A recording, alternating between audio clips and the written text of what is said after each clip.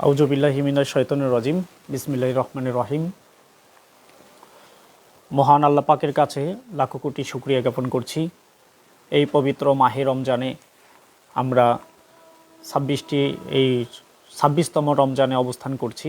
সুস্থভাবে এ পর্যন্ত আল্লাহ পাক আমাদেরকে রমজানগুলো আদায় করার রাখার তৌফিক দিয়েছেন। আমার আলোচনার শুরুতে দরুদ এবং সালাম পেশ করছি বিশ্বনবী আখিরে নবী হজরত মুহাম্মদ সাল্লাল্লাহু আলাইহি ওয়াসাল্লামের প্রতি। সালাম জানাচ্ছি হিজবুত তৌহিদের প্রতিষ্ঠাতা ইমামুজ্জামান জনাব মোহাম্মদ বাইজিদ খান পন্নীর প্রতি। হিজবুত তৌহিদের মাননীয় ইমাম, যার দুর্বার গতিতে হিজবুত তৌহিদ এগিয়ে যাচ্ছে, প্রকৃত ইসলামের বার্তা দিক দিগন্তে ছড়িয়ে যাচ্ছে, সেই মহান নেতা হুসাইন মোহাম্মদ সেলিমের প্রতি। এবং আজকে আমার এই লাইভে সংযুক্ত হয়েছেন আমার ফেসবুক প্রোফাইলে থাকা সকল বন্ধু, ফেসবুক বন্ধু, ফলোয়ার, শুভাকাঙ্ক্ষী সকলকে আমার পক্ষ থেকে, হিজবুত তৌহিদ গাইবান্ধা জেলার পক্ষ থেকে সালাম পাঠাচ্ছি। সালামু আলাইকুম ওয়া রাহমাতুল্লাহি ওয়া বারাকাতুহু।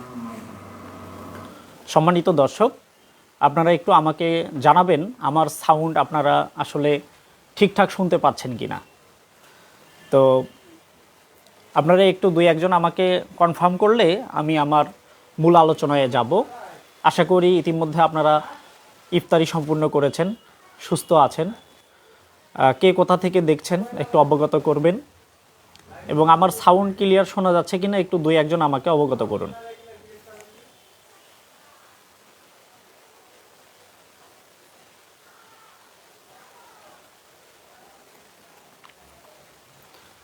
একটু দুই একজন প্লিজ রেসপন্স করুন যে সাউন্ড শোনা যাচ্ছে কিনা। আমি আসলে এখন পর্যন্ত কারো কোনো ফিডব্যাক পাইনি।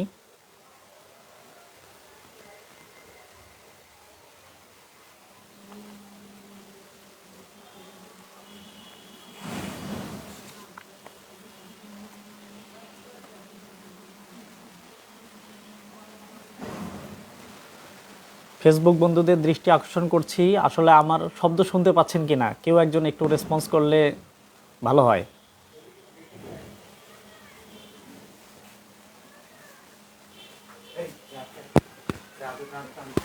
সাউন্ড কি শোনা যাচ্ছে? বোঝা যাচ্ছে না।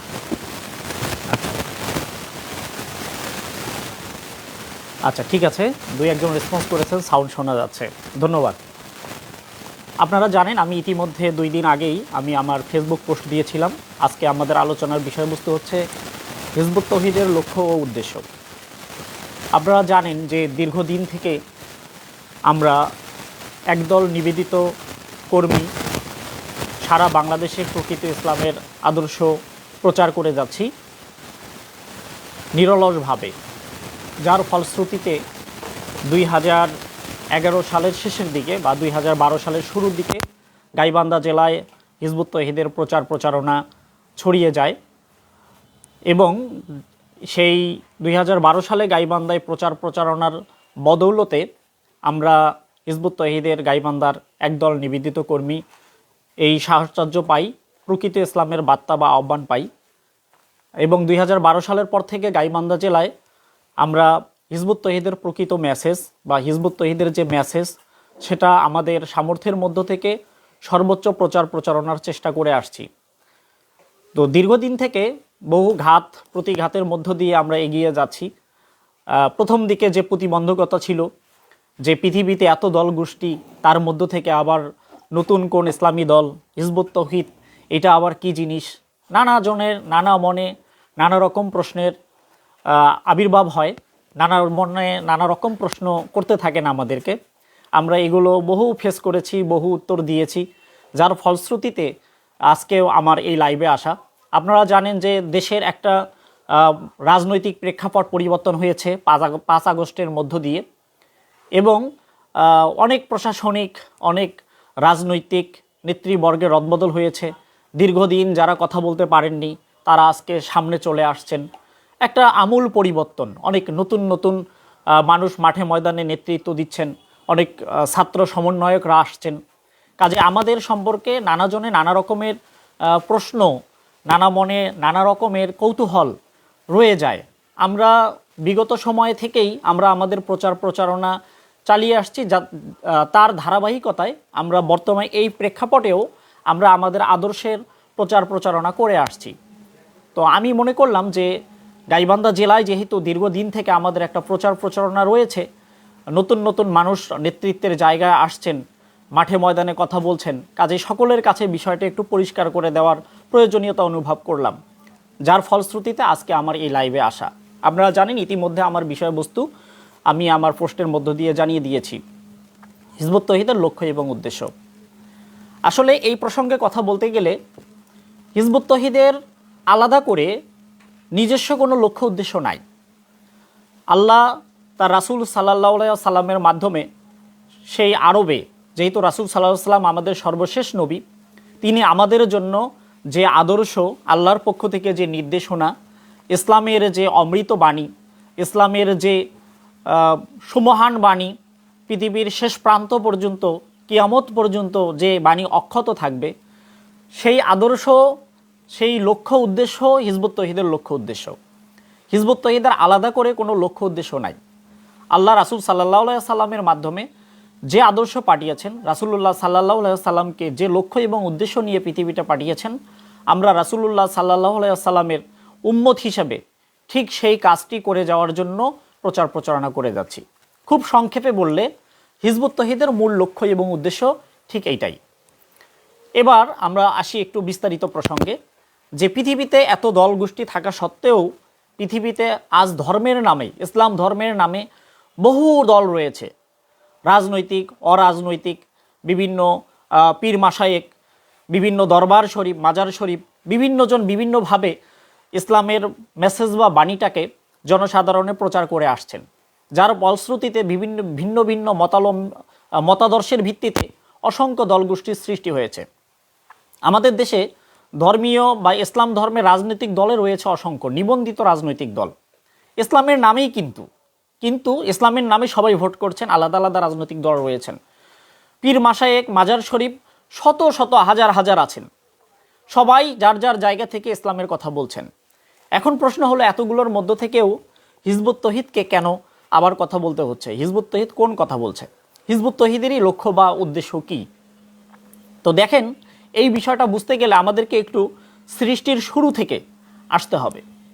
আল্লাহ পাক মানুষকে সৃষ্টি করেছেন এবং আমাদেরকে এই পৃথিবী নামক গ্রহে পাঠিয়েছেন মা হাওয়া এবং বাবা আদম আলাইহিস সালামের মধ্য দিয়ে। তাদের উত্তরসূরি পৃথিবীতে আজকে প্রায় 18 কোটি। এই যে এতগুলো মানুষ, এখানে কেউ বিচ্ছিন্ন বসবাস করতে পারবে না, প্রত্যেকে সংঘবদ্ধভাবে, সমাজবদ্ধভাবে বসবাস করতে হয়। অর্থাৎ মানুষ একটি সামাজিক জীব। যখনই তারা সমাজে বসবাস করে, সমাজে বসবাস করতে গেলে 2 জন 4 জন 5 জন মানুষ একত্রে চলতে গেলেই সেখানে বিভিন্ন নিয়ম বা রুলের প্রয়োজন হয়, কারণ সবাই যার যার মতো করে নেতৃত্ব দিলে একটা বিশৃঙ্খলা সৃষ্টির সম্ভাবনা থাকে। এজন্য যেখানেই 5 জন 10 জন মানুষ চলতে গেলে সেখানে ন্যূনতম কিছু নিয়ম শৃঙ্খলার প্রয়োজন হয়।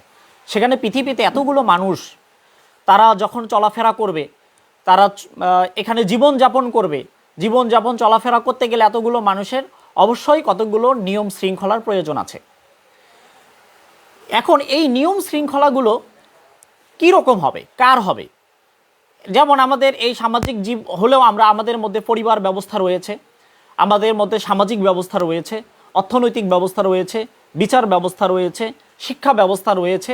অর্থাৎ এই সামাজিক জীব, এই মানুষগুলোর জীবন পরিচালনার জন্য নানা রকমের সিস্টেম, নানা রকমের পন্থা রয়েছে, নানা রকমের সিস্টেম রয়েছে, যেগুলোর সমন্বয়ে একটা জীবন ব্যবস্থা গঠিত হয়। তাহলে এই জীবন ব্যবস্থা পরিচালনার জন্য এই নিয়মগুলো কে রচনা করবেন? এখানে একটা প্রশ্ন থেকে যায়, মানবজাতি নিজেরা তৈরি করে নেবেন, নাকি তাদেরকে যিনি সৃষ্টি করেছেন তার জীবন বিধান নেবেন? এক্ষেত্রে কমন সেন্সেই যে কোনো একটা সাধারণ মানুষকে যদি বলা যায় যে যিনি আমাদেরকে সৃষ্টি করেছেন, আমাদেরকে একমাত্র তার হুকুম বিধান বা সিস্টেমটা আমাদেরকে মেনে নিতে হবে। কারণ আপনারা জানেন, যিনি মোবাইল তৈরি করেছেন তিনি একমাত্র ভালো জানেন কত অ্যাম্পিয়ারের ব্যাটারি ব্যবহার করলে আপনার মোবাইলটা ভালো চলবে, কত অ্যাম্পিয়ারের চার্জার ব্যবহার করলে আপনার মোবাইলটা ভালো চলবে, দৈনিক কত ঘন্টা কত পাওয়ারে রাখলে আপনার মোবাইল ভালো চলবে, কতক্ষণ ব্যবহার করলে ভালো চলবে।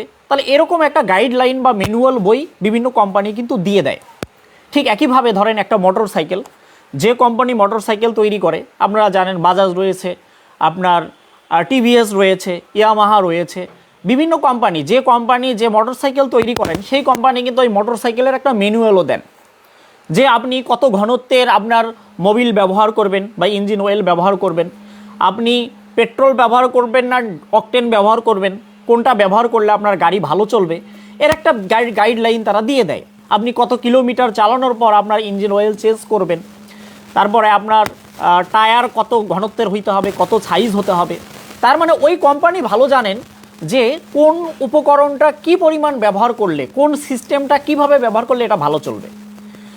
এখন ইয়ামাহা কোম্পানির ডিরেকশন, কোম্পানির মোটর সাইকেলের জন্য যদি ডিরেকশন আপনি একটা ডায়ন কোম্পানির কাছ থেকে নিতে যান, তাহলে কমন সেন্সেই বোঝা যায় মোটর সাইকেল ভালো চলবে না।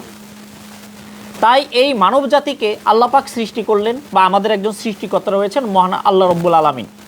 তাহলে এখন আমাদের এই সমাজ পরিচালনার ক্ষেত্রে আমরা এই সামাজিক জীব হিসাবে এই সমাজে চলাফেরা করতে গেলে আমরা আমাদের নিয়ম, আমরা আমাদের জীবন সিস্টেম, জীবন পদ্ধতি আমরা আসলে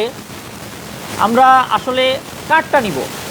আমাদেরকে যিনি সৃষ্টি করলেন সেই মহান রব্বুল আলামিনেরটা নিব, নাকি আমরা মানুষেরা নিজেরা তৈরি করে নিব? এখন এই একটা সিদ্ধান্তের ব্যাপার। তাহলে কমন সেন্সেই বোঝা যায় যিনি আমাদেরকে সৃষ্টি করেছেন আমাদেরকে তার সিস্টেমটাই মেনে নিতে হবে। এরকম আরও অসংখ্য যুক্তি দেওয়া যায়। যেমন মহান আল্লাহ পাক তিনি পবিত্র কোরআনে বলেছেন তিনি একমাত্র সুবহান, নিখুঁত, পরিপূর্ণ।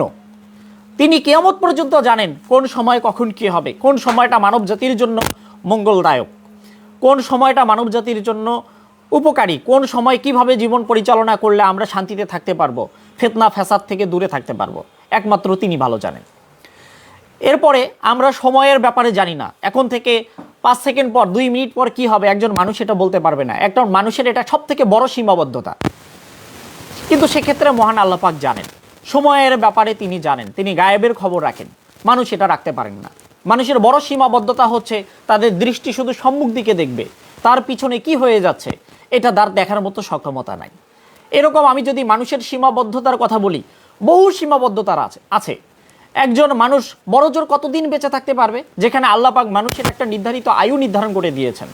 একজন মানুষ, আমরা এখন জানি পৃথিবীর মানুষের গড় আয়ু প্রায় 58 থেকে 63-র মধ্যে। বড়জোর একজন মানুষ সর্বোচ্চ বেঁচে থাকলে হয়তো 100 বছর, 120 বছর, 30 বছর বাঁচতে পারবে। কিন্তু সুস্থ সক্ষম অবস্থায়, চিন্তাশীল অবস্থায় একজন মানুষের আয়ু মোক্ষম সময়টা সাধারণত আপনার 18 থেকে 50, 52, 55 এর মধ্যে থাকে। তাহলে যে মানুষের জ্ঞানের সীমাবদ্ধতার সীমারেখাটা সীমিত সময়, তাহলে সে মানুষটা কিভাবে আগামী 200 বছর, 300 বছর, 500 বছরের জন্য বিধান রচনা করতে পারে? এভাবে আমি অসংখ্য যুক্তি দিতে পারবো। এই সামাজিক জীব হিসাবে মানুষ বসবাস করলেও তাদের সমাজ জীবনে পরিচালনার নিয়ম নীতি ফর্মুলা রচনা করার দুঃসাহসিকতা মানুষ কখনো দেখাতে পারে না। কিন্তু দুঃখজনক হলেও সত্য, পৃথিবীতে আল্লাহ পাক তার নবী রাসূলের মধ্য দিয়ে আমাদের মধ্যে তার জীবন বিধান, বিভিন্ন আসমানি কিতাব আমাদের মধ্যে পাঠিয়েছেন। কিন্তু আমরা কালের বিবর্তনে, সময়ের বিবর্তনে সেগুলোকে আমাদের শুধু ব্যক্তিগত আমলের ক্ষেত্রে, আমাদের ব্যক্তিগত আমল চর্চার মধ্য দিয়ে শুধু সেই আসমানি কিতাবের বিধিবিধানগুলোকে চর্চা করেছি। বাস্তব জীবনে, সামাজিক জীবনে, রাষ্ট্রীয় জীবনে আমরা নিয়ম নীতিগুলো সেই সৃষ্টিকর্তার আসমানি কিতাব থেকে বাদ দিয়েছি। আমাদের হজরত মুহাম্মদ সাল্লাল্লাহু আলাইহি সাল্লামের ওপর সর্বশেষ আসমানি কিতাব হচ্ছে আল কোরআন। এই আল কোরআনে আমাদের জীবন ব্যবস্থা, সমাজ ব্যবস্থা পরিচালনার যাবতীয় সিস্টেম, অর্থনৈতিক সিস্টেম, বিচারিক সিস্টেম, শাসন নীতি, শিক্ষা ব্যবস্থা, পরিবার নীতি, সমস্ত কিছু সিস্টেমগুলোর সুস্পষ্ট বিধিবিধান কিন্তু দেওয়া আছে। কিন্তু দুঃখজনক হলো আজকে আমরা কোরআনটাকে শুধুমাত্র পড়ছি অক্ষরে অক্ষরে 10 নেকি কামানোর জন্য। আমরা সুমধুর কণ্ঠে তেলাওয়াত করছি অধিক সওয়াব হাসিলের জন্য। বছরে বছরে কোরআন প্রতিযোগিতা করছি। বাংলাদেশ থেকে প্রতি বছর আমাদের এই দেশের তরুণ ছাত্ররা বিশ্ব বিজয় করে আসছে কোরআনের উপরে। আলহামদুলিল্লাহ, খুবই ভালো খবর এইটা। কিন্তু দুঃখজনক হচ্ছে এই কোরআনটা আমরা শুধুমাত্র এরকম কিন্তু প্রতিযোগিতার মধ্যেই প্র্যাকটিস করছি, সওয়াবের ক্ষেত্রে প্র্যাকটিস করছি। বাস্তবিক জীবনে আমাদের সমাজ পরিচালনায়, অর্থনৈতিক ব্যবস্থায়, রাষ্ট্রীয় পরিচালনায় কিন্তু আমরা আমাদের কোরআনটাকে ব্যবহার করছি না। তাহলে আমরা আমাদের কোরআনটাকে লিমিটেশন করে নিয়েছি, সীমাবদ্ধতা করে নিয়েছি। তাহলে আজকে আমরা আমাদের কাছে এই নিখুঁত অবিকৃত আল্লাহ রাসূলের কাছে অবতীর্ণ কোরআন থেকে কি লাভ হলো? আমরা তো আল্লাহ পাক এই কোরআনকে রাসূলুল্লাহ সাল্লাল্লাহু আলাইহি ওয়াসাল্লামের কাছে যে উদ্দেশ্যে দিয়েছেন, নাজিল করেছেন, আমাদের কল্যাণার্থে, আমাদের সামাজিক জীবন, রাষ্ট্রীয় জীবন, সকল সিস্টেম পরিচালনার জন্য সমস্ত বিধিবিধান দিলেন, কিন্তু আমরা তো সেটাকে আর সেক্ষেত্রে ব্যবহার করছি না। আমরা ব্যবহার করছি ব্যক্তিগত আমল, ব্যক্তিগত সওয়াব কামানোর ক্ষেত্রে। তাই সম্মানিত সুধী ফেসবুক বন্ধুরা, আমার বক্তব্যের বিষয়গুলোকে আপনারা খুব ভালো করে বুঝবেন, কিন্তু প্রথম থেকে শেষ পর্যন্ত আশা করি শুনবেন, তা না হলে আমার কোডগুলো ছাড়িয়ে যাবে, আপনারা হয়তো ভুল বুঝতে পারেন। তো আমরা সামাজিক জীব হিসাবে সমস্ত বিধিবিধানগুলো আমাদের আসমানি কিতাব আল কোরআনে রয়েছে, কিন্তু আপনারাই বলেন, আমরা কোরআনকে কি সামষ্টিক জীবনে পূর্ণাঙ্গ রূপে আমাদের জীবন ব্যবস্থা হিসাবে নিয়েছি? এক কথায় বলতে পারি যে না, আসলে আমরা নেই জীবনের কিছু ক্ষেত্রে মাত্র আমল করছি। তাহলে একটু আগে আমি আমার আলোচনায় বলেছি যে জীবন ব্যবস্থা হিসাবে স্বয়ং আল্লাহ পাকের জীবন ব্যবস্থাটাকে আমাদের মেনে নিতে হবে। একজন মানুষ যেখানে বহু লিমিটেশন, তার সীমাবদ্ধতা রয়েছে, জ্ঞানের সীমাবদ্ধতা, সময়ের সীমাবদ্ধতা, গায়েবের সীমাবদ্ধতা, তাহলে সে মানুষ কখনো এই জীবন পরিচালনার জন্য বিধান রচনা করতে পারে না। কিন্তু দুঃখজনক হলেও সত্য, রাসূলুল্লাহ সাল্লাল্লাহু আলাইহি সাল্লাম তৎকালীন আরবে এবং তার হাতে গড়া সাহাবা ইকরামগণ যে অর্ধ পৃথিবীতে রাসূলুল্লাহ সাল্লাল্লাহু আলাইহি সাল্লামের আদর্শটাকে প্রতিষ্ঠিত করেছিলেন, রাসূলুল্লাহ সাল্লাল্লাহু আলাইহি সাল্লামের চলে যাবার বা আল্লাহর সান্নিধ্যে যাওয়ার পর মাত্র ইতিহাস বলে ৭৭ থেকে ৮০ বছর, বা কেউ কেউ বলেছেন প্রায় ১০০ বছরের কাছাকাছি সেই বিধানটা পৃথিবীতে ছিল, যার ফলশ্রুতিতে সেই সমাজ ব্যবস্থাটা, অর্ধপীতের ব্যবস্থাটা কেমন ছিল আপনারা যদি ইতিহাস পর্যালোচনা করেন তাহলে এখান থেকে দেখতে পাবেন। ইতিহাস সাক্ষী, ইতিহাস কখনো মুছে যাবে না। রাসূলুল্লাহ সাল্লাল্লাহু আলাইহি সাল্লাম এই আল কোরআনের মধ্য দিয়ে এমন একটা জীবন ব্যবস্থাকে কায়েম করেছিলেন, যার মধ্য দিয়ে সমাজের যাবতীয় অন্যায় অবিচার দূর হয়ে একটা ন্যায়, সুবিচার, সুনিপূর্ণ একটা সমাজ প্রতিষ্ঠিত হয়েছিল। আমরা ইতিহাসে দেখতে পাই যে আরবরা কিছুদিন আগেও মারামারি কাটাকাটি করত, যুদ্ধ রক্তপাত করত, হানাহানি করত, সামান্য বিষয়ে বছরের পর বছর, শত শত বছর ধরে তারা সংঘাতে দ্বন্দ্বে লিপ্ত ছিল। কিন্তু রাসূলুল্লাহ সাল্লাল্লাহু আলাইহি ওয়াসাল্লাম এই আল কোরআনের এই আদর্শের ভিত্তিতে এমন এক সমাজ প্রতিষ্ঠিত করলেন, কিছুদিন আগে যারা সামান্যতম বিষয়ে মারামারি করতেন, কাটাকাটি করতেন, তারা পরস্পর ভাই হয়ে গেলেন। উদ্দেশ্য হচ্ছে আল্লাহর কোরআনের ভিত্তিতে, লা ইলাহা ইল্লাল্লাহ তৌহিদের ভিত্তিতে, কালেমার ভিত্তিতে তারা একত্রিত হলো। যখন তারা ঠিক এই বিষয়টা বুঝতে পারলেন, রাসূলুল্লাহ সাল্লাল্লাহু আলাইহি সাল্লাম যখন মক্কায় 13টি বছর মানুষকে এই জিনিসটা বোঝানোর চেষ্টা করলেন যে আমাদের এই সমাজে এত মারামারি কাটাকাটি, যুদ্ধ, রক্তপাত, এই অবক্ষয়ের পিছনে মূল কারণ হচ্ছে আমরা আল্লাহর দেয়া বিধান মেনে নিচ্ছি না। আমরা নিজেরা রাজনীতি, শাসননীতি, আমরা নিজেরা বিচার নীতি, আমরা নিজেরা আইন নিজেরা তৈরি করে নিয়েছি। এগুলো মানার কারণে আজকে আমাদের মধ্যে মতানৈক্য। কাজে এই মতানৈক্য দূর করে যদি আমরা শান্তিপূর্ণ সমাজ ব্যবস্থা প্রতিষ্ঠিত করতে চাই, তাহলে আমাদেরকে আল্লাহর বিধানের প্রতি ফিরে আসতে হবে। আপনারা জানেন মক্কায় 13 বছর তারা রাসূলুল্লাহ সাল্লাল্লাহু আলাইহি সাল্লামের আদর্শকে নেয় নাই।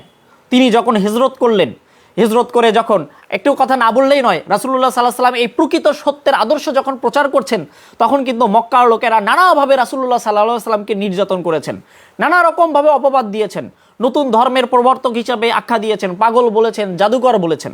কিন্তু রাসূলুল্লাহ সাল্লাল্লাহু আলাইহি সাল্লাম এগুলোর কোনো প্রতিঘাত না করে তিনি শুধু মানুষকে বুঝিয়েই গিয়েছেন, দাওয়াতেই দিয়েছেন, নিজের রক্তাক্ত হয়েছেন, তবু মানুষকে দাওয়াত দিয়েছেন। এরপরে যখন আল্লাহর পরিকল্পনা মাফিক তিনি মক্কা থেকে হিজরত করে মদিনায় গেলেন, মদিনায় গিয়ে গণহারে মানুষ তার এই কথাটাকে উপলব্ধি করতে পারলো, বুঝতে পারলো, এবং রাসূলুল্লাহ সাল্লাল্লাহু আলাইহি সাল্লামের কাছে তারা বায়াত নিয়ে ছোট্ট একটা মদিনাতুল রাষ্ট্র গঠন করলেন। এবং রাসূলুল্লাহ সাল্লাল্লাহু আলাইহি সাল্লাম রাষ্ট্র গঠনের পর কি করলেন? এমন একটা দুর্ধর্ষ যোদ্ধা জাতি তৈরি করলেন।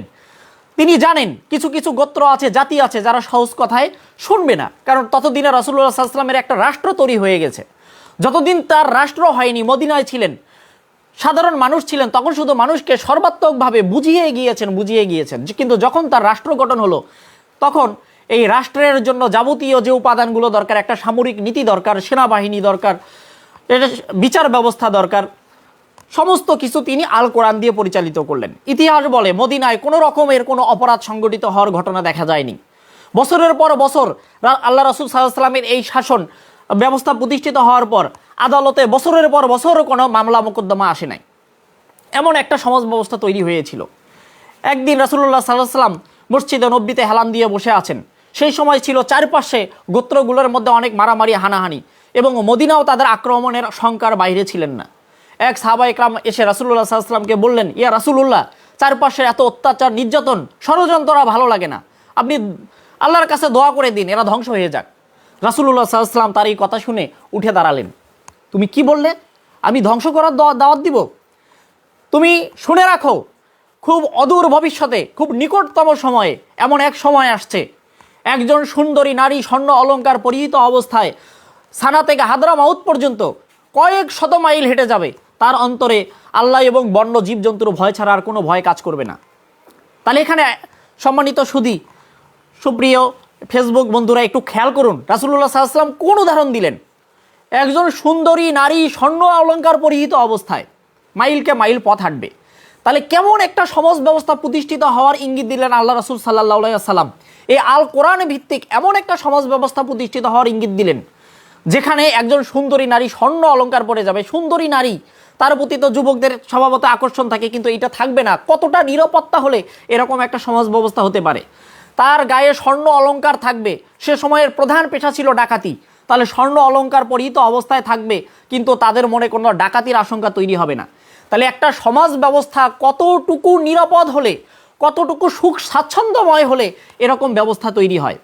এবং ইতিহাস সাক্ষী, রাসূলুল্লাহ সাল্লাল্লাহু আলাইহি ওয়াসাল্লাম এই মদিনার অল্প কিছুদিন পরে ঠিক রাসূলুল্লাহ সাল্লাল্লাহু আলাইহি ওয়াসাল্লামের কথা মাফিক একটা আরব ব্যবস্থায় আরবের এই ইসলামী জীবন বিধান প্রতিষ্ঠিত হয়ে গিয়েছিল। মানুষ রাত্রে ঘুমানোর সময় তাদের ঘরের দরজা দেওয়ার কথা ভুলে যেত।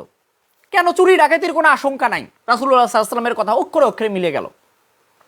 কাজী সাহেব তার দরবারে বসে থাকতেন মামলার জন্য, মাসের পর মাস যাইতো, কিন্তু কোনো মামলা মোকদ্দমা আসতো না।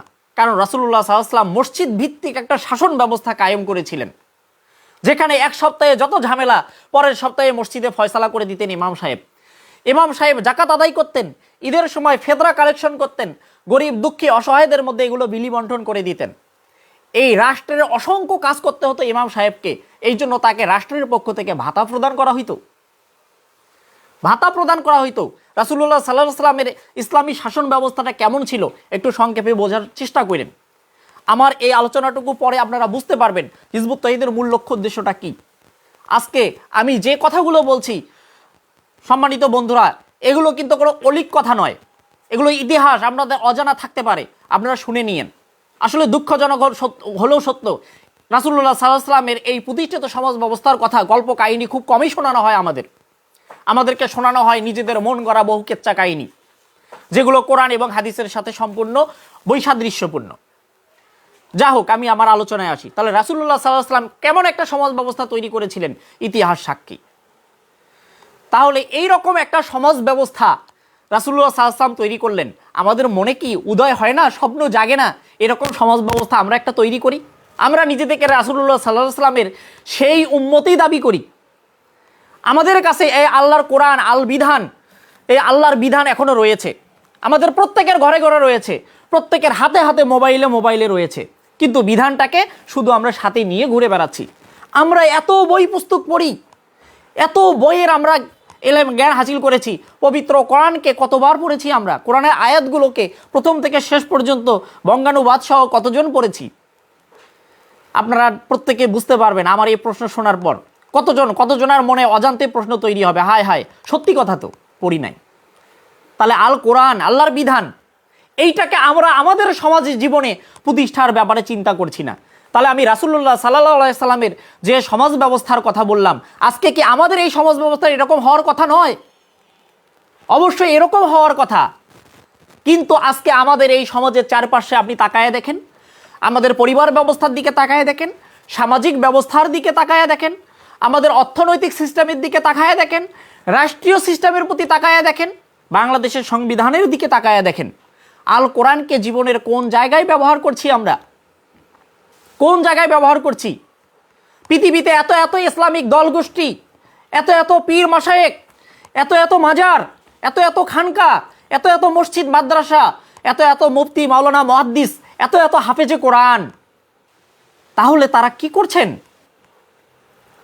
এই প্রশ্নটাই মহামান্য ইমামুজ্জামানের মনে উদয় হইত। হিজবুত তহিদের প্রতিষ্ঠাতা ইমামুজ্জামান জনাব মোহাম্মদ বাইজিদ খান বন্নি, তিনি একজন সাধারণ মানুষ ছিলেন, যদিও তিনি জমিদার পরিবারের উত্তরসূরি, জমিদার পরিবারে তার জন্ম, কিন্তু ছোটবেলা থেকে তাই এই প্রশ্নগুলো তার অন্তরে উদয় হইতো। তিনি ভাবতেন আমাদের সমাজ ব্যবস্থা কেন এরকম কেন। তিনি যখন কোরআন পড়েন, কোরআন থেকে দেখতে পান আল্লাহ পাক পবিত্র কোরআনে বলছেন, তোমরা মুমিন হও, পৃথিবী তোমাদের প্রধানত হবে। কি আজকে আমরা আমেরিকা যুক্তরাষ্ট্র, রাশিয়া, চীন তাদেরকে পরাশক্তি ভাবি? আল্লাহ পাক পবিত্র কোরআনে বলেছেন তোমরা মুমিন হও, পৃথিবী তোমাদের প্রধানত হবে। তাহলে আল্লাহ পাক কি বললেন? পৃথিবী মুমিনদের প্রধানত হবে। আমরা যদি মুমিন হতাম আজকে পৃথিবী আমাদের প্রধানত হইতো। তাহলে নিঃসন্দেহে আমরা মুমিন হতে পারি নাই। এই কথা শুনে অনেকে রাগান্বিত করবেন, হ্যাঁ এতটুকু মানুষ, মুখে দাড়ি নাই, টুপি নাই, পাঞ্জাবি নাই, জব্বা নাই, মাদ্রাসায় পড়ুয়া নাই, মুমিন না। আমরা এই কথা কিভাবে বুঝলাম? পবিত্র কোরআন খুলে দেখেন মুমিন কাদের ব্যাপারে বলা হয়েছে। মুমিন একমাত্র তারাই যারা আল্লাহ এবং তার রাসূলের উপর দৃঢ়ভাবে বিশ্বাস স্থাপন করে। শুধু মৌখিক স্বীকৃতি নয়, দৃঢ়ভাবে বিশ্বাস স্থাপন করা, অর্থাৎ এটা মৌখিক স্বীকৃতি দেওয়া এবং এটা প্রতিষ্ঠিত করা। আমরা কি প্রতিষ্ঠা করতে পেরেছি রাসূলুল্লাহ সাল্লাল্লাহু আলাইহি সাল্লামের সেই সমাজ ব্যবস্থা? পারি নাই। আমরা পবিত্র কোরআনের সূরা হুজরাতের মুমিনের সংজ্ঞা থেকে দূরে সরে গেছি। দুঃখজনক হলেও সত্য, এটা বলতে হবে। তাহলে ইমামুজ্জামানের মনে এই প্রশ্নটা তৈরি হতো। আল্লাহ পাক বলেছেন মুমিন হও, পৃথিবী তোমাদের কর্তৃত্ব তোমরা পাবে, পৃথিবীর কর্তৃত্ব তোমরা থাকবে। কিন্তু দুঃখজনক, পৃথিবীর যে প্রান্তে মুসলমান জাতি রয়েছে সেখানে তারা আজকে নির্যাতিত, অবহেলিত। পৃথিবীর যে জাতির কাছে মুসলমান জাতি রয়েছে সেখানে তাদেরকে লাথি দিচ্ছে, কিল দিচ্ছে, বোমা মেরে তাদেরকে শেষ করে দিচ্ছে। এই রমজান মাসে ফিলিস্তিনে মুহুর্মুহু বোমার আক্রমণে আজকে আমাদের অসংখ্য শত শত হাজার হাজার শিশু থেকে বৃদ্ধ পর্যন্ত আমাদের মুসলমান ভাইরা রক্তাক্ত। এটা কেন হবে? কেন হবে? রাসূলুল্লাহ সাল্লাল্লাহু আলাইহি সাল্লামের জাতি পৃথিবী শাসন করত, তাদের দিকে চোখ তুলে তাকাবে এরকম দুঃসাহস কারো ছিল না। তৎকালীন সময়ে রাসূলুল্লাহ সাল্লাল্লাহু আলাইহি সাল্লামের সময়ের সুপার পাওয়ার রোম এবং পারস্যকে তারা ধুলোর সাথে মিশিয়ে দিয়েছিল, কারণ তারা ছিল মুমিন। তারা ছিল আল্লাহর বিধানের প্রতি একাগ্র বিশ্বাস।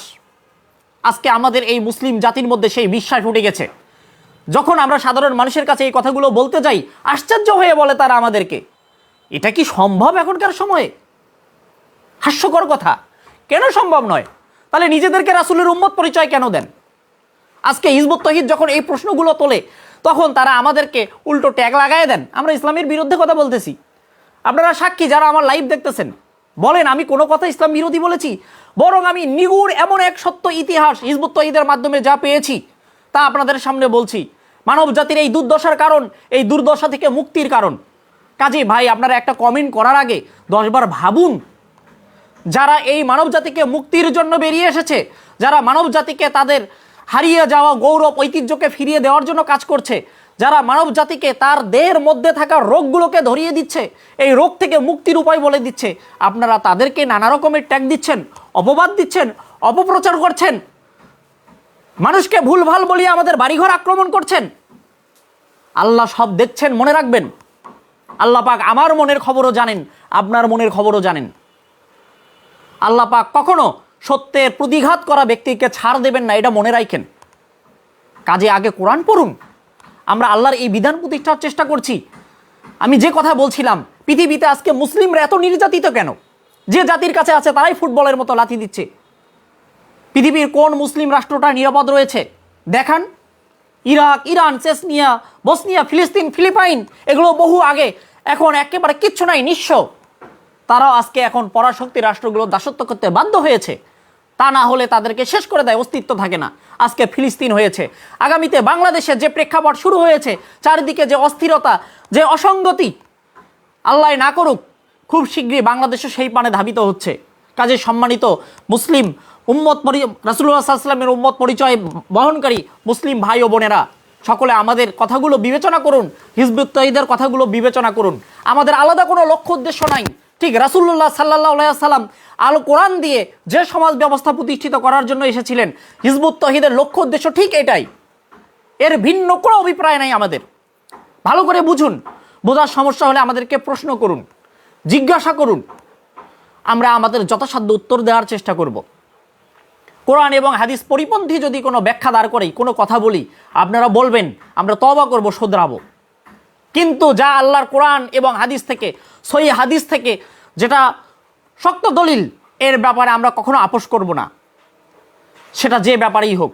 এরকম বহু নীতির কারণে আজকে অনেক ইসলামিক দলগোষ্ঠী আমাদের নামে অপপ্রচার করে থাকেন। সম্মানিত ভাই এবং বোনেরা, প্রকৃত সত্য আল্লাহ ভালো জানেন, আপনারাও কম বেশি জানেন। শোনেন, এখন ব্যক্তিগত স্বার্থকে প্রাধান্য দেওয়ার বিষয় নয়। জাতি আজকে চরম সংকটে, চরম দুর্দিনের মধ্যে মুসলিম জাতি দিনাতিপাত করছে। পৃথিবীতে এখনও কোটি কোটি মুসলিম উদ্বাস্তু রয়েছে। মায়ানমারের অসংখ্য রোহিঙ্গা এখন আমাদের বাংলাদেশে, এরকম শত শত উদ্বাস্তু রয়েছে পৃথিবী জুড়ে। এখন নিজের ব্যক্তিগত ইগো, ব্যক্তিগত স্বার্থকে প্রাধান্য দিলে হবে না, জাতিকে মুক্তির জন্য বেরিয়ে আসতে হবে। আল্লাহ রাসূল সাল্লাল্লাহু আলাইহি ওয়াসাল্লাম পৃথিবীতে যে উদ্দেশ্যে এসেছিলেন, যে কারণে এসেছিলেন, একটাবার নিজেকে জিজ্ঞেস করুন তো কেন এসেছিলেন আল্লাহ রাসূল? এক কথাই উত্তর হবে, পৃথিবীর মানুষকে, এই দিশেহারা, গোমরাহী হওয়া, পথভ্রষ্ট হওয়া মানুষগুলোকে সঠিক পথে নিয়ে এসে আল্লাহর বিধান প্রতিষ্ঠার মধ্য দিয়ে সুখী সমৃদ্ধপূর্ণ একটা পৃথিবী উপহার দেওয়ার জন্য এসেছিলেন। কিন্তু রাসূলুল্লাহ সাল্লাল্লাহু আলাইহি ওয়াসাল্লাম তার ছোট্ট জীবনীতে জাজিরাতুল আরবে সেই সমাজ ব্যবস্থা তৈরি করে দিয়ে গিয়েছিলেন। এবং তিনি যে জাতিটাকে তৈরি করে দিয়ে গেলেন, তারা রাসূলুল্লাহ সাল্লাল্লাহু আলাইহি ওয়াসাল্লামের সেই সঠিক শিক্ষায় দীক্ষিত হয়ে যতদিন সঠিক শিক্ষায় ছিল, ইতিহাস বলে 100 বছর অর্ধ পৃথিবীময় সেই সাম্রাজ্যকে বিস্তার করেছিলেন। এবং অর্ধ পৃথিবীময় এই আল্লাহর বিধান দিয়ে সুখী সমৃদ্ধপূর্ণ অর্ধ পৃথিবী প্রতিষ্ঠিত হয়েছিল। এখন এখানে একটা বিরাট প্রশ্ন, তাহলে বাকি অর্ধ পৃথিবীতে সেই আল্লাহ রাসূলের বাকি আদর্শ কেন গেল না? এক দুর্ভাগ্যজনক ইতিহাস। যখন অর্ধ পৃথিবীতে এই ইসলাম ছড়িয়ে গেল, তখন এই আল্লাহ রাসূলের হাতে গড়া সাহাবায়ে কেরামরা পর্দা করে আল্লাহর সান্নিধ্যে চলে গেলেন। তখন তাবিঈন এবং তাদের পরবর্তী উত্তরসূরিরা সেই রোম পারস্যের মতো, সেই পশ্চিমা সভ্যতার মতো, রাজা বাদশাদের মতো ভোগবিলাসে মত্ত হয়ে গেল। নিজেদের প্রভাব প্রতিপত্তিকে জাহির করতে চেষ্টা করলো, বংশ পরম্পরায় নিজেদের ক্ষমতাকে টিকে রাখার চেষ্টা করলো। দুর্ভাগ্যজনকভাবে তারা রাসূলুল্লাহ সাল্লাল্লাহু আলাইহি ওয়াসাল্লামের সেই সঠিক আদর্শ ভুলে গেল। এবং এই অর্ধ পৃথিবীতে ছড়িয়ে যাওয়া ইসলামটা ধীরে ধীরে সংকুচিত হইতে হইতে হইতে হইতে হইতে হইতে স্বাধীনতার নামে বহু রাষ্ট্রে বিভক্ত হয়ে গেল। পশ্চিমা পরাশক্তির এটাই ছিল একটা চরম কৌশল। তারা মুসলিম জাতিকে অর্ধ পৃথিবীতে একত্রিত থাকতে দেয় নাই, তাদেরকে ডিভাইড অ্যান্ড রুল নীতিতে বিভক্ত করে, স্বাধীনতার নামে কাঁটাতারের বেড়া দিয়ে অনেকগুলো ভৌগোলিক রাষ্ট্রে বিভক্ত করে শাসন করতে শুরু করলো। আজকে তো আমরা সেই শাসনের মধ্যেই আছি। আজকে আমাদের দেশের কোনো সংকট হলে বিদেশিরা উড়ে আসে, পশ্চিমারা উড়ে আসে পরামর্শ দেওয়ার জন্য। আপনার আমার কাছে নিখুঁত অবিকৃত কোরআন রয়েছে, আল্লাহর বিধান রয়েছে, এখান থেকে কি আমরা সমাধান নিতে পারি না? আমরা তো ওয়াজ নসিহতে গলা ফাটাই স্লোগান দেই, সব সমস্যার সমাধান দিতে পারে আল কোরআন। তাহলে আল কোরআন সব সমস্যার যদি সমাধান দিতে পারে, সে কোরআন ব্যতিরেকে সেই পশ্চিমা সভ্যতার তাদের নিজস্ব মন গড়া সিস্টেমের কাছে কেন ছুটে যায়? মুসলমান সমাজ একটাবার জিজ্ঞেস করবেন না নিজেকে? জিজ্ঞেস করবেন না? কবে জিজ্ঞেস করবেন? নিজেদের পরিণতি কোথায় গিয়ে ঠেকেছে বলেন। আগের থেকে খুব ভালো আছি, আলহামদুলিল্লাহ। সত্যিকার অর্থে ভালো আছেন? আল্লাহর বিধানকে জীবনের কোন অংশে প্রতিষ্ঠিত করতে পেরেছেন? ভালো আছেন এ কথা কিভাবে বলেন? আল্লাহর বিধান জীবনের কোন জায়গায় প্রতিষ্ঠিত করেছেন? অর্থনীতিতে, সমাজ ব্যবস্থায়, পারিবারিক ব্যবস্থায়, অর্থনৈতিক ব্যবস্থায়, কোন জায়গায়? কিভাবে ভালো থাকেন? আমার প্রশ্ন আসে না, মানে আমার সন্দেহ জাগে কিভাবে ভালো থাকেন। মূল কথায় আসি, তাহলে আল্লাহ রাসূল সমাজ ব্যবস্থাটা কেমন ছিল আমি আমার কথায় আলোচনায় বুঝাইলাম। আল কোরআন অবিকৃত আমাদের কাছে রয়েছে, সব সমস্যার সমাধান এখানে রয়েছে। আসুন আমরা এখান থেকে পর্যালোচনা করি, আল কোরআনে আমাদের জীবন বিধান হিসেবে মেনে নেই। হিজবুত তৌহিদের মূল লক্ষ্য উদ্দেশ্য ঠিক এইটাই। আপনাদের অনেক মনে সংশয় তৈরি হতে পারে, আমাদের হিজবুত তৌহিদের সম্মানিত ইমাম জনাব হোসাইন মোহাম্মদ সেলিম ইতিমধ্যে এই আধুনিক বিশ্বের সাথে সামঞ্জস্য রেখে, কোরআনের বিধিবিধানের সাথে সামঞ্জস্য রেখে একটা রাষ্ট্রীয় রূপরেখা দাঁড় করিয়েছেন, একটা রাষ্ট্রের রূপরেখা প্রস্তাব করেছেন। দেখতে পাচ্ছেন আপনারা হিজবুত তৌহিদের প্রস্তাবিত রাষ্ট্র ব্যবস্থা। এটা হিজবুত তৌহিদের প্রস্তাবিত রাষ্ট্র ব্যবস্থা নয়, আল্লাহ রাসূলুল্লাহ সাল্লাল্লাহু আলাইহি সাল্লামের সেই আনিত সমাজ ব্যবস্থা, রাষ্ট্র ব্যবস্থা রূপরেখা এটা। আধুনিক বিশ্বের সাথে সামঞ্জস্য রেখে কোরআনের আলোকে এই রাষ্ট্র ব্যবস্থাটা প্রদান করা হয়েছে, মাননীয় ইমাম রচনা করেছেন। আমার আজকের এই লাইভে অংশগ্রহণকারী সুপ্রিয় সকল দর্শক আমার বন্ধুগণকে সকলকে আহ্বান করব, আপনারা এই রাষ্ট্র ব্যবস্থাটা একটু পড়ে দেখবেন। কোরআনের বৈসাদৃশ্য যদি কিছু দেখেন, রাসূলুল্লাহ সাল্লাল্লাহু আলাইহি সাল্লামের জীবনের উদ্দেশ্যের পরিপন্থী যদি কিছু মনে হয়, আপনারা আমাদেরকে বলবেন, আমরা সংশোধন করব। মানুষ ভুলের ঊর্ধ্বে নয়, মানুষ ভুলের ঊর্ধ্বে নয়। আমরা চেষ্টা করেছি এই প্রস্তাবনা দিতে। বর্তমান সরকারের প্রতি আহ্বান করব, এই এন্ট্রিম সময়ে আপনারা চেষ্টা করছেন এই দেশটাকে ঢেলে সাজানোর জন্য, সংস্কার করার জন্য। কিন্তু আমি এই গাইবান্ধার একজন জেলা সভাপতি হিসাবে, ছোট্ট একজন মানুষ হিসাবে শুধু এতটুকু উপদেশ পরামর্শ আপনাদেরকে দিব। আমি আমার আলোচনার শুরুর দিকে মানুষের সীমাবদ্ধতার কথা বলেছি। মানুষের তৈরি সিস্টেম কখনো মানুষকে নিখুঁত একটা জীবন বিধান, জীবন ব্যবস্থা উপহার দিতে পারবে না। আমি আমার আলোচনায় বলেছি, উদাহরণ হিসাবে আমরা বলতে পারি আমাদের দেশের সংবিধান ৭১ সালের পর এ পর্যন্ত ১৭ বার সংস্কারের প্রচেষ্টা করা হয়েছে। ১৭ বার প্রচেষ্টা করা হয়েছে। ৮ম বার আপনারা সংস্কারের চেষ্টা করছেন। এভাবে আরও শত শত বারও যদি চেষ্টা করা হয়, মানব রচিত সিস্টেম দিনকে দিন আরও জটিল হবে। আজকে কেউ শান্তিতে নাই। বিগত সরকার যারা, তাদের অবস্থা পরিণতি আমরা সবাই জানি। আগামীতে আমাদের যে অবস্থা হবে না, যারা অবস্থায় আছে তার কি হবে আল্লাহ না করুক, অন্যভাবে নেবেন না। কারণ এই গণতান্ত্রিক, এই মানুষের বিকৃত সিস্টেমের কৌশলই এইটা। যখন যে দল আসবে, বিরোধী দলকে হেনস্থা করার চেষ্টা করবে। এভাবে আমরা মারামারি কাটাকাটি কতদিন করব? আমার দেশের বিএনপি পরিচয় যারা দেন তারা কি মুসলিম নন?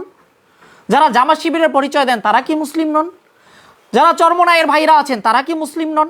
যারা আওয়ামী লীগ করেন তারা কি মুসলিম নন? তারা কি মসজিদে নামাজ পড়েন না? প্রত্যেকে আমরা মুসলিম পরিচয় দিচ্ছি, প্রত্যেকে যার যার দল থেকে নিজেকে তো মুসলিমই পরিচয় দিচ্ছি। তাহলে এই ব্রিটিশ পশ্চিমা সভ্যতা কি এক বিধান আমাদের হাতে ধরিয়ে দিল, আমরা 5 বছর পর পর নিজেরা মারামারি কামড়াকামড়িতে লিপ্ত হয়ে যাই। এর থেকে কি আমরা বুঝি না যে এই ব্যবস্থা আমাদের কখনো শান্তি দিতে পারবে না? তাই ভাই, আমি ছোট্ট মানুষে দেশের ইন্টারিম সরকার, উপদেষ্টা, ছাত্র সমন্বয়ক যারা রয়েছেন, আমি সকল দলগোষ্ঠীর কাছে আহ্বান রাখব, আপনারা হিজবুত তহিদের এই প্রস্তাবিত রাষ্ট্র ব্যবস্থাটা একটু দেখুন। আমাদের কাছে অবিকৃত আল কোরআন রয়েছে, তার সাথে সামঞ্জস্য রেখে এই রাষ্ট্র ব্যবস্থার রূপরেখাটা প্রদান করা হয়েছে। বিবেচনা করুন। আমরা এমন একটা সিস্টেম চাই যা আগামীতে শত শত বছর ইতিহাস হয়ে থাকবে। পৃথিবীর প্রত্যেকটা রাষ্ট্র এই বাংলাদেশের বিধানকে রোল মডেল হিসাবে নেবে। আমরা সেরকম একটা বাংলাদেশের রূপরেখা দেখতে চাই। এভাবে আর মারামারি, কামড়াকামড়ি, হানাহানি, সংঘাতের দেখতে চাই না। হিজবুত তহিদের বর্তমান চাওয়া হচ্ছে এইটা। এ দেশের নাগরিক হিসাবে, সাধারণ নাগরিক হিসাবে আমরা এই দেশের প্রত্যেক শ্রেণী পেশার মানুষের কাছে এই আহ্বান রেখে যাচ্ছি। বলতে পারেন এখন হিজবুত তহিদের লক্ষ্য উদ্দেশ্য হচ্ছে এই সুখী, সমৃদ্ধপূর্ণ, ন্যায়, সুবিচারপূর্ণ একটা বাংলাদেশ রোল মডেল হিসেবে দেখা, যার প্রস্তাবনা হবে, যার বিধান হবে আল্লাহর দেয়া। এবং আমি এতটুকু বিশ্বাস রাখি, গ্যারান্টি দিতে পারি, আল্লাহ পাক বলেছেন যদি আমরা মমিন হই, আল্লাহর বিধানকে আঁকড়ে ধরি, তিনি আমাদের সাহায্যকারী হবেন, তিনি আমাদের অভিভাবক হবেন। আল্লাহ যখন কোনো জাতির অভিভাবক হয়, জেনে রাখেন তারা পৃথিবীর পরাশক্তি হবে, তারা পৃথিবীকে নেতৃত্ব দেবে, তাদের কোনো দুশ্চিন্তা নাই। আল্লাহর প্রতি আমাদের এই আস্থা বিশ্বাস আছে তো? কোরআন খুলে দেখবেন, আল্লাহ বলেছেন আমরা যদি মমিন হই, আমরা যদি আল্লাহর বিধানে ফিরে আসি, তাহলে তিনি আমাদের কর্তৃত্ব দিবেন, তিনি আমাদের অভিভাবক হবেন। এইটাই লা ইলাহা ইল্লাল্লাহ মুহাম্মাদুর রাসূলুল্লাহ। আল্লাহর হুকুম বিধান আদেশ ছাড়া আর কোনো হুকুম বিধান আদেশ মানি না। এবং হযরত মুহাম্মদ সাল্লাল্লাহু আলাইহি সাল্লাম আল্লাহর প্রিয় সেই রাসূল, যিনি এই আল্লাহর এই ঐশী বাণী, মহাবাণী নিয়ে এসেছেন। দুঃখজনক হলো আমরা মুখে লা ইলাহা ইল্লাল্লাহ বলি, কিন্তু আল্লাহর এই বিধান প্রতিষ্ঠার সংগ্রাম বাদ দিয়ে আমরা সেই পাশ্চাত্যের, পশ্চিমার গণতান্ত্রিক বিধান প্রতিষ্ঠার জন্য চেষ্টা করছি। এই জন্য আল্লাহ আমাদের উপর থেকে মুখ ফিরিয়ে নিয়েছেন। সম্মানিত ভাইয়েরা, আমি আমার আলোচনার একেবারে শেষ পর্যায়ে চলে এসেছি। আশা করি আমি আমার আলোচনায় বুঝাতে পেরেছি হিজবুত তহিদের লক্ষ্য উদ্দেশ্য কী। আমি সংক্ষেপে বলে শেষ করে দিচ্ছি। লক্ষ্য উদ্দেশ্য হচ্ছে লা ইলাহা ইল্লাল্লাহ মুহাম্মাদুর রাসূলুল্লাহ, কালেমার মূল বাণী প্রতিষ্ঠিত করা, আল্লাহর বিধানে মানব জাতিকে ফিরে আসা, মানুষের তৈরি বস্তুবাদী সমস্ত সিস্টেম পরিত্যাগ করে আল্লাহর দেয়া বিধানে ফিরে আসা। যদি আমরা এটাকে আঁকড়ে ধরতে পারি, আমরা সবাই ঐক্যবদ্ধ হতে পারি আল্লাহর বিধান প্রতিষ্ঠার জন্য, ইনশাআল্লাহ পৃথিবীর বুকে বাংলাদেশ হবে একটি পরাশক্তি। আমরা বর্তমানের এই সকল বিভেদ, বিভাজন, হিংসা, মারামারি, কাটাকাটি, যুদ্ধ, রক্তপাত থেকে পরিত্রাণ পেয়ে একটা সুখী সমৃদ্ধপূর্ণ ন্যায় সুবিচারপূর্ণ ঠিক 1400 বছর আগে রাসূলুল্লাহ সাল্লাল্লাহু আলাইহি ওয়াসাল্লাম যে সমাজ ব্যবস্থা তৈরি করে দিয়ে গিয়েছিলেন সেরকম একটা সমাজ ব্যবস্থার আমরা রোল মডেল হিসাবে বাংলাদেশকে দাঁড় করাতে পারবো, সেই আশাবাদ ব্যক্ত রেখে আপনাদের সকলের সহযোগিতা কামনা করে আমি আমার আজকের এই আলোচনা এখানে শেষ করছি। সকলকে সালামু আলাইকুম। সর্বশেষ এতটুকু একটা আহ্বান, আমরা বরাবরই আমাদের এই আদর্শের কথাগুলো মাঠে ময়দানে আমাদের পত্রিকা, হ্যান্ডবিল, প্রকাশনা ইত্যাদির মাধ্যমে প্রচার করে থাকি। আপনারা জানেন বরাবরের মতো আমরা এই ঈদে আমাদের ঢাকা শহর থেকে বিভিন্ন আত্মীয় স্বজনগুলো ঘরমুখী হয়, যার যার প্রত্যন্ত এলাকায় ছড়িয়ে যায়। এই জন্য আমরা চেষ্টা করি প্রত্যেক ভাই বোন আত্মীয় স্বজন যারা যেহেতু কর্মের সুবাদে চাকরির সুবাদে বাইরে থাকেন তাদেরকে আমরা এই আদর্শের কথাগুলো খুব বেশি একটা বলতে পারি না। আমরা এই সময়ে সর্বাত্মকভাবে তাদের কাছে আমাদের এই আদর্শ প্রচার করার জন্য পত্রিকা, প্রকাশনা, হ্যান্ডবিল এগুলো প্রচারণার চেষ্টা করি। আমরা প্রতিবার ঈদে এই কাজটা করে থাকি। আশা করি এবারের ঈদেও আপনারা সর্বাত্মক সহযোগিতা করবেন। ঈদে আমাদের যে পত্রিকাগুলো আসবে এগুলো আপনারা সংগ্রহ করবেন। আপনারা জানুন, বুঝুন, কোনো অপপ্রচারকারীর কথায় প্রভাবিত না হয়ে আমাদের সাথে আপনাদের সুচিন্তিত মতামত শেয়ার করুন। আমরা সম্মিলিতভাবে একটা সুখী সমৃদ্ধপূর্ণ আল্লাহর বিধান সমৃদ্ধ দেশ গড়তে চাই। এই আশাবাদ, দোয়া এবং সকলের সহযোগিতা কামনা করে শেষ করছি। আল্লাহ হাফেজ। সালামু আলাইকুম ওয়া রাহমাতুল্লাহি ওয়া বারাকাতুহু।